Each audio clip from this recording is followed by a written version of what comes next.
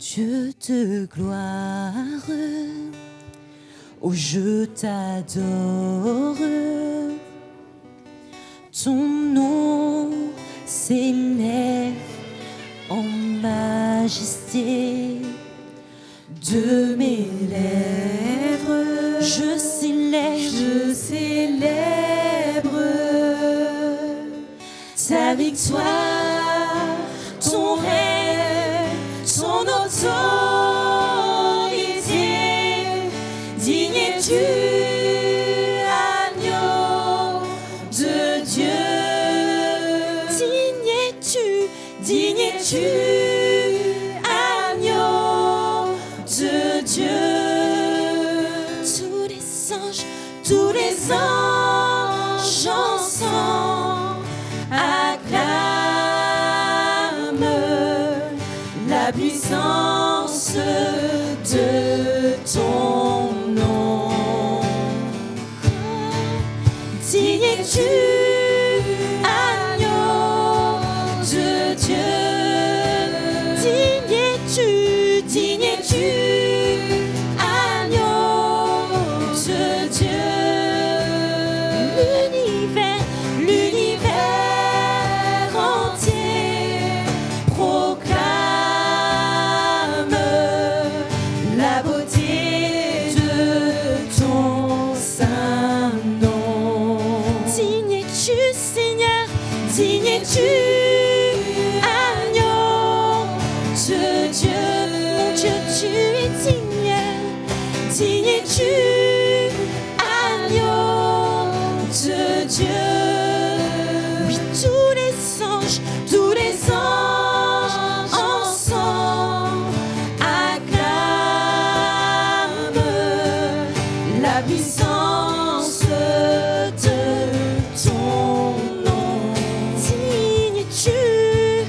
Digne es-tu, agneau de Dieu. Digne es-tu, agneau de Dieu. Oui, l'univers entier proclame la beauté de ton saint nom.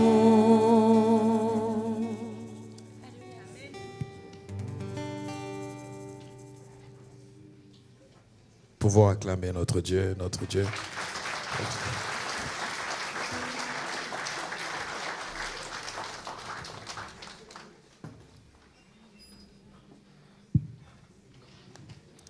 Bonjour à tous. J'espère que vous allez bien. Alors, sans plus tarder, je vous invite à prendre votre Bible comme vous allez bien, donc il n'y a pas de problème. Voilà, merci, Seigneur.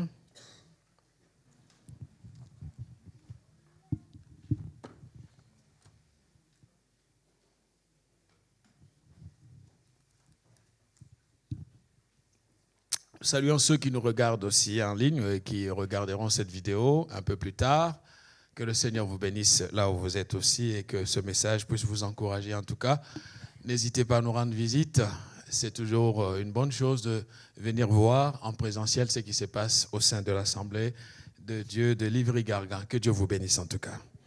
Voilà, sans plus tarder, prenez votre Bible dans le livre de l'Exode.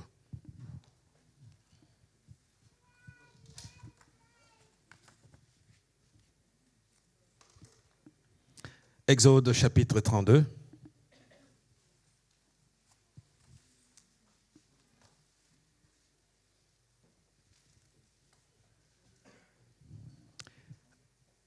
Exode 32.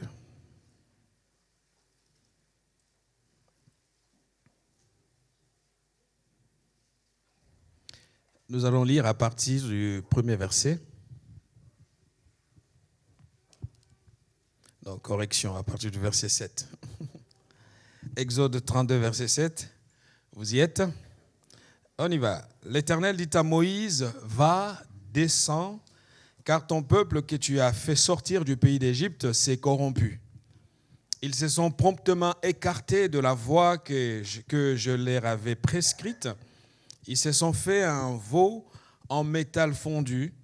Ils se sont prosternés devant lui, ils lui ont offert des sacrifices et ils ont dit, Israël, voici ton Dieu qui t'a fait sortir du pays d'Égypte.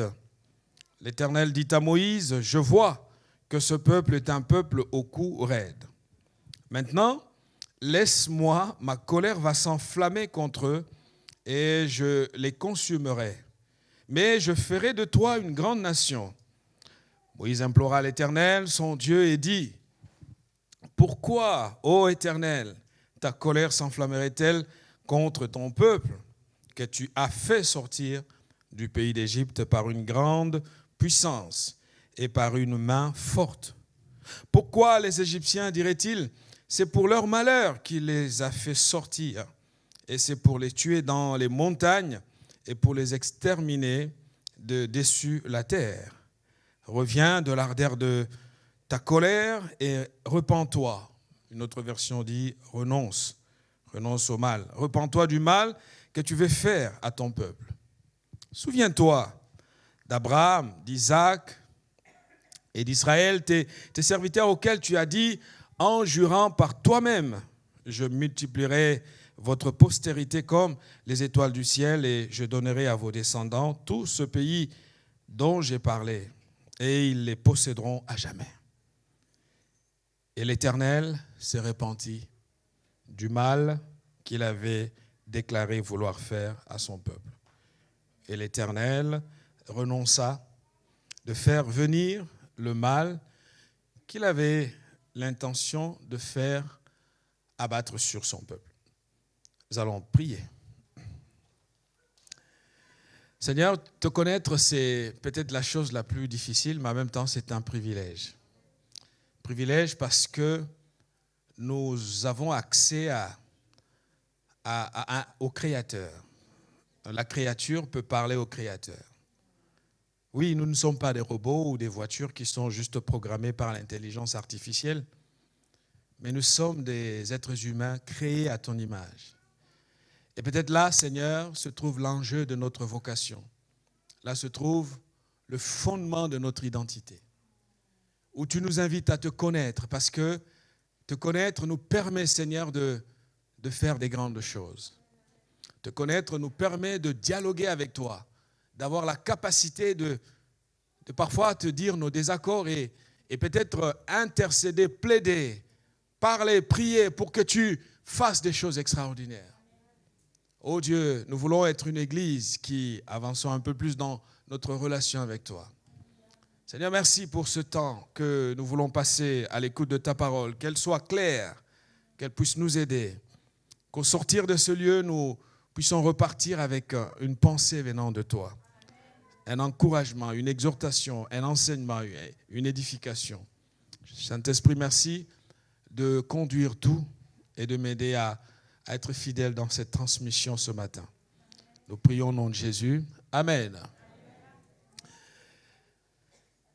C'est Daniel qui dit au chapitre 11 de Daniel, je prends la partie B, c'est-à-dire la deuxième partie de ce verset, Daniel 11, 32, il est dit, mais ceux du peuple qui connaîtront, qui ont la connaissance de leur Dieu, agiront fermement. Ceux du peuple qui connaîtront, ceux du peuple, les gens parmi le peuple qui connaissent qui est leur Dieu, ils agissent avec fermeté, ils agissent fermement. Le thème que je propose ce matin, c'est connaître et agir. Connaître et agir, c'est la pensée que je retire de ce chapitre 32, de cette histoire entre Moïse et Dieu. En d'autres termes, du rôle que nous sommes appelés de jouer dans la maison du Seigneur ou dans la relation avec le Seigneur. Tristement, on a peut-être de Dieu une idée d'information que nous pouvons avoir. Parce que nous venons à l'école de dimanche, parce que nous avons toujours été à l'église. Jeunes, nos parents nous conduisent à l'église et l'église devient comme un lieu comme les autres lieux. Et pourtant, Dieu nous appelle à aller en profondeur de relation avec lui. Frères et sœurs, il est important que nous connaissions qui est Dieu. Si nous ne connaissons pas qui est Dieu, nous aurons du mal à agir. Notre action en tant que chrétien va souffrir. Parce que comprenez bien que la vie n'est pas facile. Aujourd'hui, je sais que nous pouvons observer tellement de choses en disant « ceci ne marche pas, ici c'est compliqué, ici c'est difficile », mais il n'y aura jamais des choses faciles. Le récit que nous avons au chapitre 32 nous place au cœur de l'alliance. Dieu a appelé Moïse, il lui a donné une mission claire, une vision claire, il lui a donné des ressources pour la mission. Il a dit à Moïse, tu prends ce peuple, tu l'amènes en Canaan. Le cahier de charge était bien établi. Dieu a donné tous les signes. Dieu a donné des prodiges. Et d'ailleurs, devant Pharaon, Israël a vu qui était l'Éternel des armées. Le peuple sort, le peuple s'engage, en marche vers sa destinée. Et puis voilà arrive le problème. J'aimerais te dire, toi qui attends que les choses soient faciles, il n'y aura jamais des choses faciles ici-bas. Nous serons en paix lorsque nous serons morts, ou nous serons en paix quand Jésus reviendra. En attendant, il va falloir connaître qui est ton Dieu. La Bible dit, ceux du peuple qui connaîtront leur Dieu agiront avec fermeté. En d'autres termes, ils avanceront sachant où ils avancent, qui ils servent. Quand les tempêtes vont arriver, ils garderont le cap, sachant que Dieu qui appelle n'est pas un Dieu qui se trompe. Quand il appelle, c'est parce qu'il voit la fin. Et donc nous avons cette histoire ici qui va mettre en relief, qui va mettre en avant, qui va montrer la place de la prière, la place de l'intercession. Je vois les souffrances dans nos familles, dans nos maisons, dans nos couples, autour de nous, dans notre... L'église, c'est quoi? L'église, ce n'est pas un bâtiment. L'église, ce sont les gens qui viennent. Ce que vous vivez chez vous, ce que vous vivez au quotidien, ce que vous vivez au travail. Tout ça, ça fait l'église. Une crise ici éclate et Dieu est fâché. La colère de Dieu est écrite plusieurs fois dans ce texte. Il n'y a pas d'incompatibilité entre la sainteté de Dieu et sa colère. Parfois, les chrétiens, nous sommes tellement naïfs, quand quelqu'un se fâche, on croit qu'il est moins spirituel. La colère est une émotion. Ne pas se fâcher, c'est accepter tout et n'importe quoi. La Bible dit, la colère peut arriver, mais ne dors pas sur ta colère. Dieu se fâche parce qu'il se passe quelque chose d'inacceptable. Lorsque vous acceptez l'inacceptable, vous êtes coupable. Dieu se fâche, il est en désaccord avec le comportement de son peuple et la crise éclate. Heureusement, il y avait Moïse. Heureusement, il y avait Moïse. Parce que les mots de Dieu sont fermes. Nous avons lu au verset 7. Dieu commence par se détacher du peuple. Dieu se désolidarise de ce peuple en disant, Moïse, c'est ton peuple. C'est intéressant de voir l'échange qui se passe ici, la tension qui a lieu ici. Et vous savez, Moïse, lorsqu'il se met au milieu pour intercéder, Moïse aussi est fatigué. Parce que qu'est-ce que Dieu dit? Israël est un peuple au cou raide. Le Créateur tire une conclusion. Il fait un deal à Moïse. Voici mon plan. Et voici ce que je vais faire de toi. Alors, j'ose imaginer. Nous sommes aujourd'hui où tout le monde veut être grand. Dieu dit à Moïse, je ferai de toi une grande nation.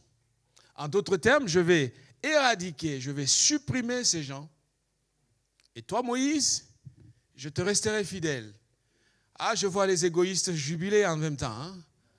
Il y en a marre avec ces gens fatigants. Seigneur, ça tombe bien, c'est une bonne opportunité. Je vais devoir être grand. Dieu ne nous appelle pas à la grandeur. Dieu nous appelle à le servir. Dieu nous appelle à le connaître. La grandeur n'est pas une finalité. S'il lui plaît de faire de toi grand, ça c'est son problème. Mon problème, c'est de le servir. Ici, la crise était tellement forte que Moïse se met au milieu parce que Moïse veut éviter que le mal continue ses ravages. Frères et sœurs, toi qui veux abandonner parce que la situation est compliquée, toi qui veux démissionner de tes responsabilités familiales, parentales, je ne sais lesquelles, parce que la situation est tendue, et tu penses à ton intérêt, tu penses à ce qui te ferait plaisir. Essaye, en tout cas, d'être inspiré par Moïse. Ce que je veux montrer ici ce matin, c'est que la connaissance de Dieu que Moïse avait permis à Moïse de venir auprès de Dieu pour intercéder. Parce que si nous voulons voir la main de Dieu, on ne peut pas connaître Dieu par les informations. On connaît Dieu lorsqu'on prend un rôle actif dans la prière. Nous pouvons lire les livres, nous pouvons écouter les prédications. Mais tant que nous n'agissons pas, nous ne devenons pas acteurs de nos vies dans la relation avec Dieu, il ne se passera rien. On continuera toujours à dire ceci ne fonctionne pas, ceci se passe comme ça.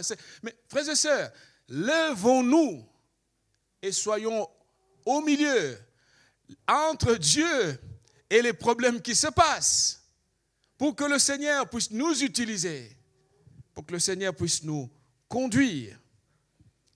La première chose qui commence, on le voit au verset 10. Dieu dit à Moïse, maintenant laisse-moi. Parce qu'il y a eu autrefois. Autrefois, le Seigneur a manifesté beaucoup de compassion et Dieu dit maintenant laisse-moi.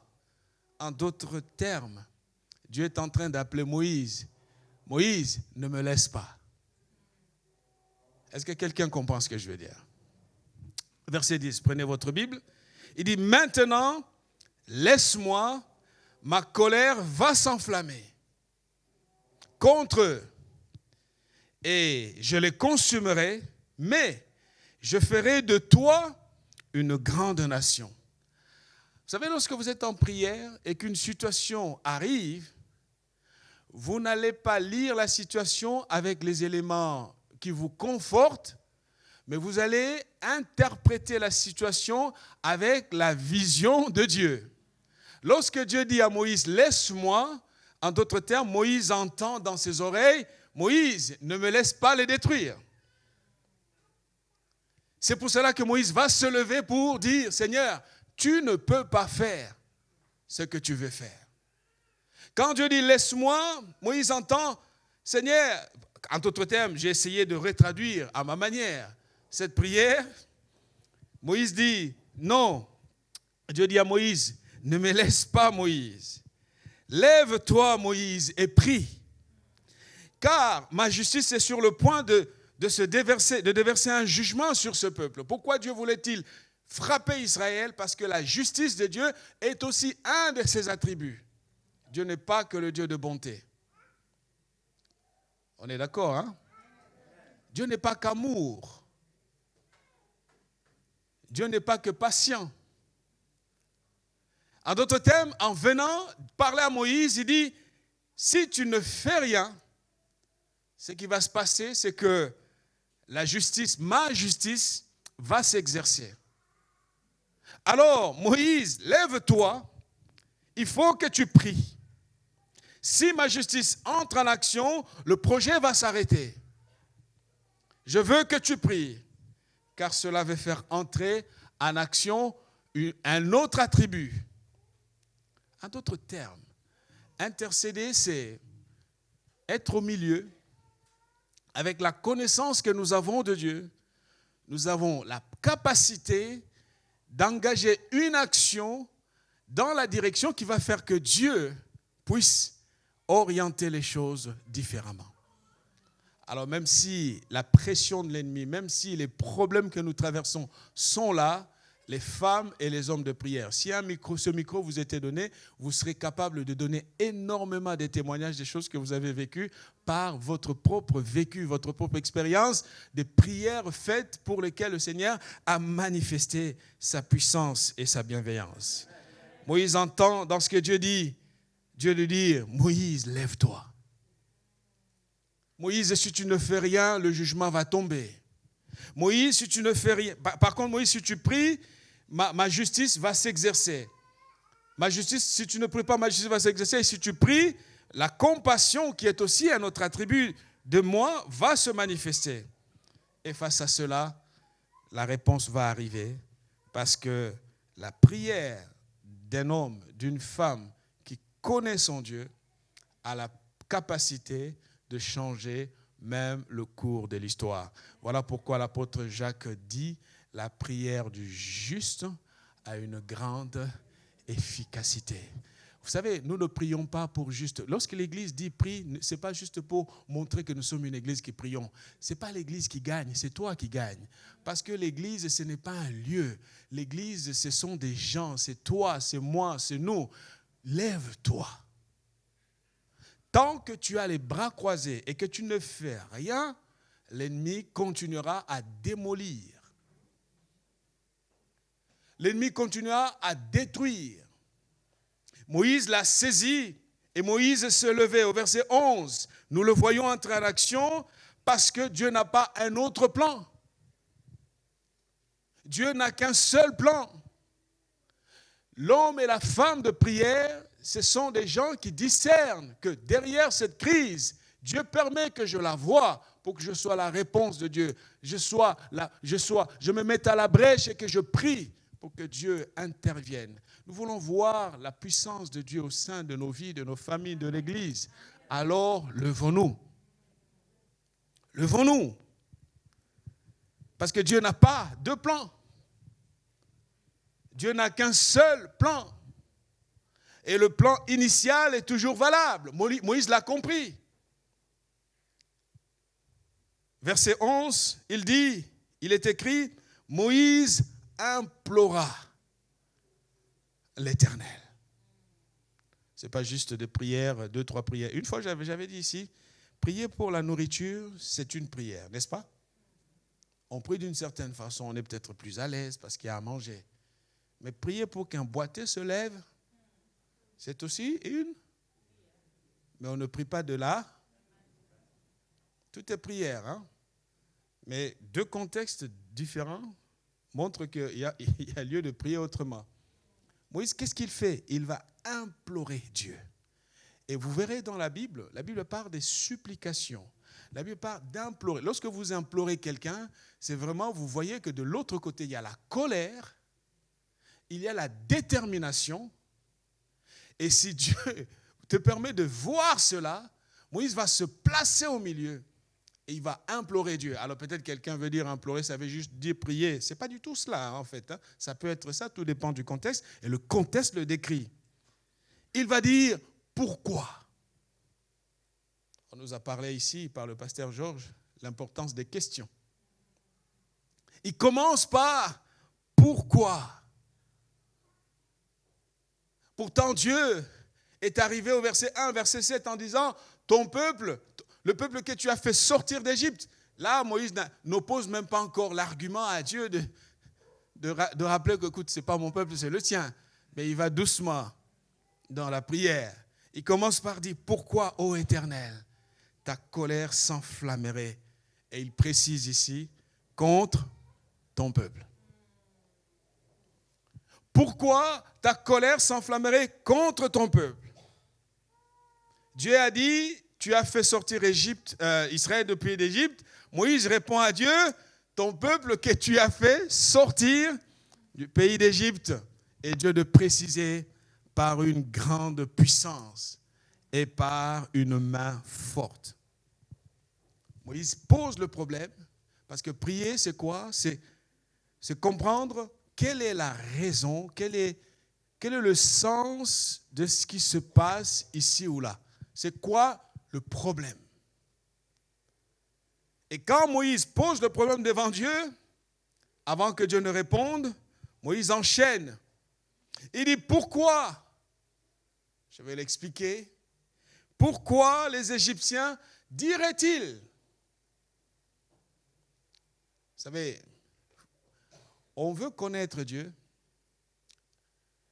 Et nous avons nos Bibles, c'est formidable. Mais de grâce, soyons des femmes et des hommes qui écoutons Dieu, qui prions. Et le seul moyen vraiment d'approfondir. Vous voyez pourquoi Jésus, quand il a pris les apôtres, il les a pris et il a passé beaucoup de temps avec eux dans la prière. Il n'y a pas d'enseignement pour la prière. La prière, il faut prier.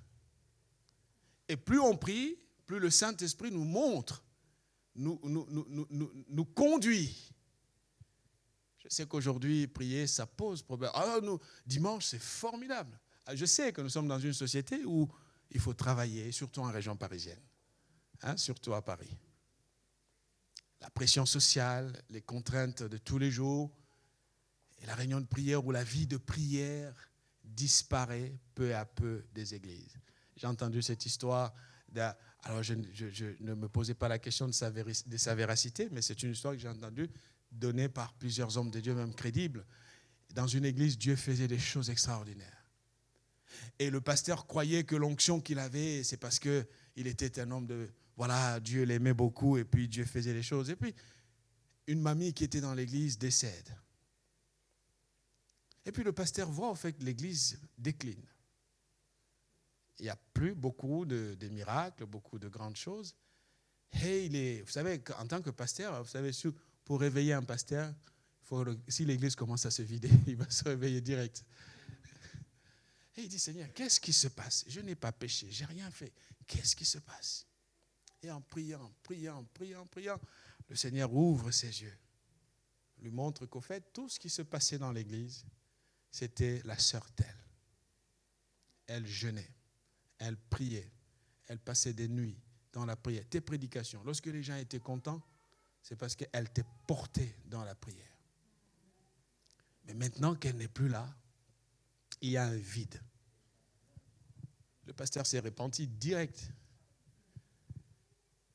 Et il est retourné, il a ramené l'église dans la prière parce qu'il avait compris ce jour-là, le Seigneur lui a montré que il y avait, cette mamie était anonyme dans l'église. On ne lui donnait pas de micro. On ne la louait pas du haut de l'estrade. Mais la force de l'église était en quelque sorte portée par elle. Et voyez, si les hommes ne la connaissaient pas, le trône de Dieu la connaissait. Lève-toi. Lève-toi, prie pour les tiens. Lève-toi, sois médiateur dans la prière et dans l'intercession. Moïse dit à Dieu, Seigneur, pourquoi les Égyptiens diraient-ils, c'est pour leur malheur qu'il les a fait sortir. En d'autres termes, lorsque nous sommes en prière d'intercession, il faut que ce que nous disons soit aussi à la fois rationnel et aussi émotionnel. Je vais l'expliquer. Le problème des églises de Pentecôte, souvent nous, pentecôtistes, nous sommes tellement dans l'émotion. Vous savez, c'est bien les émotions, mais elles ne font pas tout. Moïse discute avec Dieu en conduisant sa réflexion sur le plan rationnel. Quel est le sens de ce que tu as fait? Dieu ne lui dit pas, pourquoi tu me parles comme ça? Dieu ne lui dit pas, toi aussi, tu es sur la liste, je vais vous supprimer tous. Dieu ne dit pas ça. Il lui dit, pourquoi les Égyptiens diraient-ils, c'est pour leur malheur qu'il les a fait sortir. C'est pour les tuer dans les montagnes et pour les exterminer de dessus la terre. Et avant de plaider à ce que Dieu change d'avis, il lui donne les raisons et il dit, s'il te plaît, reviens de l'ardeur de ta colère. En d'autres termes, Moïse pose le problème sur l'angle relationnel. Que diront les Égyptiens? Amen. Je dis la colère est une émotion. Les psychologues qui sont là, vous les grammariens, la colère est une émotion. Peut-être que je me trompe, mais je ne pense pas. La colère est une émotion. Ça vient, ça passe. Moïse, en discutant avec Dieu, il dit, que vont dire les Égyptiens? Vous voyez, on a besoin des vrais intercesseurs. On a besoin des gens qui, parce qu'ils connaissent Dieu, ils peuvent aller dans sa présence avec des arguments. En d'autres termes, ce n'est pas que Dieu ne le savait pas. Je le répète, quand il y a un problème, Dieu laisse arriver un problème pour nous solliciter justement. Voilà pourquoi je me suis permis d'inverser la prière ou l'appel de Dieu en disant « laisse-moi aller ». En d'autres termes, si tu ne fais rien, je vais le faire. Alors si tu te lèves, tu peux travailler pour que les choses changent. Parce qu'au fait, en laissant arriver le problème, Dieu connaît la réponse. Notre problème, c'est que nous sommes tellement dans les raccourcis. Et du coup, nous laissons même le diable ravager et à la fin, nous disons gloire à Dieu. Ce n'est pas Dieu. As-tu pris ta responsabilité? Il est plus facile de dire gloire à Dieu, en fait. Hein? Moïse aurait pu dire aussi gloire à Dieu. Il n'y a plus de peuple. Il n'y a plus Canaan. Gloire à Dieu. Mais il a refusé. Il a refusé d'aller dans ce sens.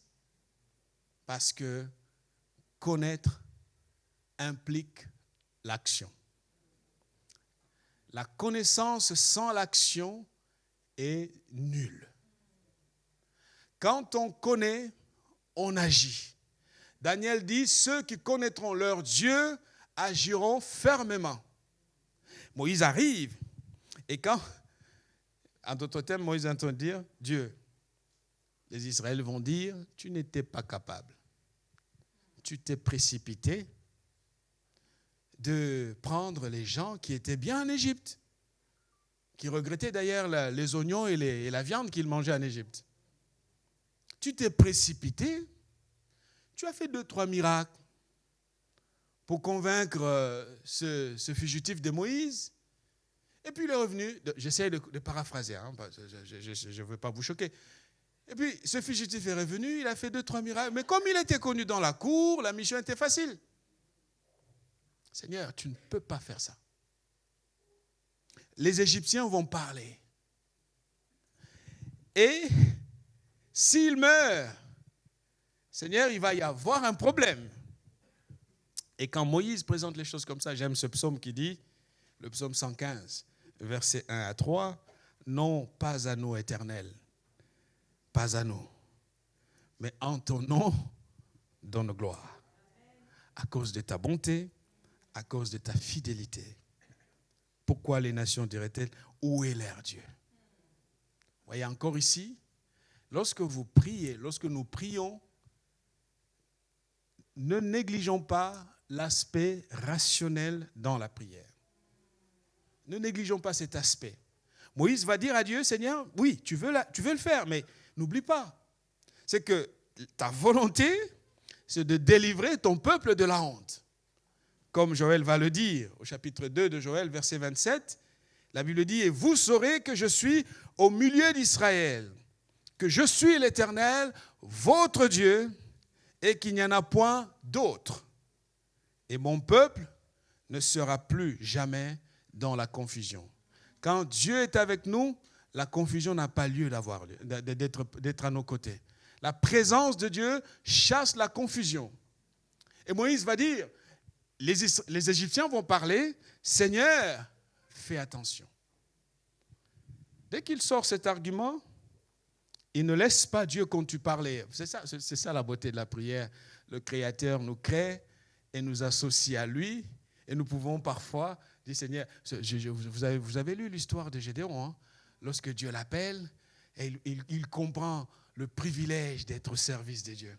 Et comme un enfant qui a compris que le papa l'aime, il a dit, mais attends, fais encore ceci. Attends-moi ici, j'arrive. Et Dieu l'attendait. C'est ça le privilège. Deuxième angle que Moïse attaque, c'est l'angle émotionnel. Parce que l'homme n'est pas qu'émotionnel, l'homme n'est pas que rationnel. Moïse va parler au verset 13. Il touche l'aspect émotionnel. Qu'est-ce qu'il va dire à Dieu au verset 13? Il dit, souviens-toi d'Abraham, d'Isaac et d'Israël. Vous voyez un type de gens humbles à qui on propose d'avoir un grand nom, mais il a compris que le Dieu de l'Alliance est le Dieu qui ne change pas d'avis. Il va dire à Dieu, souviens-toi, tu as promis quelque chose à ces gens-là. Moi, tu peux encore me parler, je suis vivant, mais eux, ils sont morts. Ils ne sont plus là. Tu leur as promis des choses. Ils ont été avec toi. Ils ont été fidèles. Ils ont vécu des choses difficiles. Ils ont marché fidèlement avec toi. Seigneur, souviens-toi d'eux. Et il touche cet aspect émotionnel qui va faire reculer Dieu. Il touche cet aspect émotionnel. Il dit, tu as promis à tes serviteurs, à ces hommes fidèles, qui ont souffert, qui ont marché avec toi, qui ont été là, qui ont fait des sacrifices. Tu leur as dit que tu ne feras pas du mal à leurs descendants. Tu as promis que tu multiplierais leur progéniture. Seigneur, tu l'as dit. Et là même, je crois que même la cour céleste qui regardait, vous savez, lorsque nous prions, la Bible dit nous sommes environnés de la foule, d'une nuée de témoins. Les anges qui participaient à la prière de Moïse devant Dieu et qui étaient là, vous savez, la cour céleste était suspendue. Suspendue à voir que va-t-il se passer. Est-ce que le patron va enfin décimer tout le monde ou Moïse va réussir à parler avec lui? Ça s'appelle la joie de l'intercession. Amen. Ça s'appelle la joie de l'intercession. Moïse parle, et Dieu commence à se dire ici, alors comprenez bien, c'est Dieu qui a suscité la situation pour faire lever Moïse. Amen. Avant que tu te mettes à pleurer et que tu te mettes à t'agiter, pose-toi la question, ce qui se passe, pourquoi Dieu veut que je le voie? Quelle est ma part de responsabilité? Moïse était là en train de parler, les anges en train de regarder. Alors, chaque fois que tu pries, sache que tu es environné de la multitude des témoins. Ça, c'est très important. Quand tu perds un enfant, tu as Dieu qui te regarde, lui aussi il a perdu son fils. Tu as tous ceux qui ont perdu leur enfant te regarder. Et s'ils ont été fidèles, n'oublie pas, on te regarde. Alors parfois nous sommes tellement, bon, peu importe, je ne veux pas regarder ce que les autres, peu importe ce que les autres vont dire, ce n'est pas mon problème. Moi je me concentre sur ma... Non, nous sommes environnés d'une multitude de témoins. Des témoins qui sont passés par où tu passes aujourd'hui. Des gens qui ont vécu déjà avant toi ce que tu vis aujourd'hui. N'oublie pas que ce qui t'arrive ou ce que tu vis, tu n'es pas le premier à le vivre. Alors comprenez-moi bien, je ne veux pas minimiser ta souffrance, mais je veux au contraire t'encourager à te dire que dans ce que je traverse, le ciel me regarde. Les anges me regardent. Jusqu'au bout. Paul, arrêté, près de la mort, il va dire à Timothée, j'ai combattu le bon combat. Il savait que dans quelques jours, il serait mis à mort. Et il lui dit, j'ai combattu le bon combat. Frères et sœurs, ne négligeons pas l'importance de l'intercession. Connaître Dieu, c'est bien de lire, c'est bien, c'est formidable, c'est une bonne chose. Je ne peux qu'encourager cela. Mais c'est encore mieux d'expérimenter. Parce que c'est l'apôtre Jean qui dit, ce que nos yeux ont vu, ce que nos mains ont touché, c'est que nous avons saisi comment ne pas le dire, comment ne pas le raconter. Parce qu'au fait, c'est un vécu, c'est de l'expérience, c'est de la réalité. Quand Moïse finit de prier, la Bible nous dit au verset 14 que Dieu change. Dieu change, pas parce que Dieu en d'autres termes, en réalité, Dieu ne change pas, parce qu'il est immuable. Mais Dieu obtient ce qu'il voulait obtenir. Ah, j'espère que dans cette église, ici, dans la salle, il y a des hommes et des femmes qui permettront à Dieu d'obtenir ce qu'il veut obtenir. Qui se lèveront pour dire, Seigneur, je suis là. Moïse, humblement, va décliner l'offre que Dieu lui fait. Il va comprendre que Dieu n'a pas deux plans. Parce que par moments, Dieu nous teste. Si dans le cœur de Moïse, il y avait la volonté d'aboutir, de devenir quelqu'un, Dieu aurait dit, mais ça ne va pas. Dieu ne tente pas, mais Dieu peut nous observer. Dieu peut nous éprouver, comme dit la Bible. Voir comment nous allons réagir, quel sera notre comportement. Alors que ce matin, ma soeur, mon frère, tu comprennes que connaître Dieu exige une action. Et l'action que Moïse porte ici va aider un peuple à ne pas disparaître. Moïse va avoir ce sens de sacrifice. Si Abraham a sacrifié Isaac, Moïse a tout fait pour qu'Israël ne disparaisse pas. Alors qu'aujourd'hui, peut-être avant de jeter l'éponge et de tout abandonner, ta responsabilité, c'est de comprendre il faut se lever et il faut être en prière. L'avantage de la prière, c'est quoi? L'avantage de la prière nous permet justement de connaître les plans de Dieu. Moïse, en venant devant Dieu, il savait que Dieu ne peut pas changer d'avis en cours de route. C'est juste une crise qui éclate. Et quand la crise éclate, le Seigneur veut que je joue mon rôle. Ah, il y a beaucoup de gens, c'est beaucoup plus facile de changer des lieux parce que ça ne va pas. La responsabilité, c'est de dire, c'est ici que je suis. C'est ici que je vais être. Je vais tout faire pour que ça réussisse. Je vais me battre pour que ça marche. Ah, vous savez, ça caractérise le monde dans lequel nous sommes, où les gens changent tout et tout à tout moment. Si c'est ça, marcher avec Dieu, on se trompe. Marcher avec Dieu, c'est le connaître. La connaissance, et d'ailleurs le mot grec connaître veut dire avoir une relation. Le même mot, quand tu as une relation, il y a un produit de la relation. Abraham connut sa femme et il y a le résultat de la relation. Quand on connaît, ce n'est pas juste de l'intellect, c'est la relation. Puisse nos vies aimer Dieu davantage. Puisse ta vie s'engager dans une dimension de Seigneur, je vais te connaître plus. Je vais marcher avec toi. Je vais avancer avec toi. Amen. Et comme Moïse, on le voit, comment l'histoire se conclut. L'histoire se conclut avec ces paroles haut fortes. Le Seigneur renonça.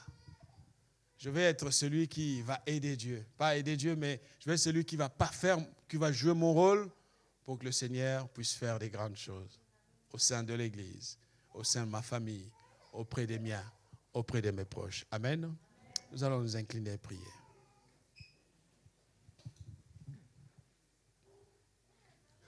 Alléluia.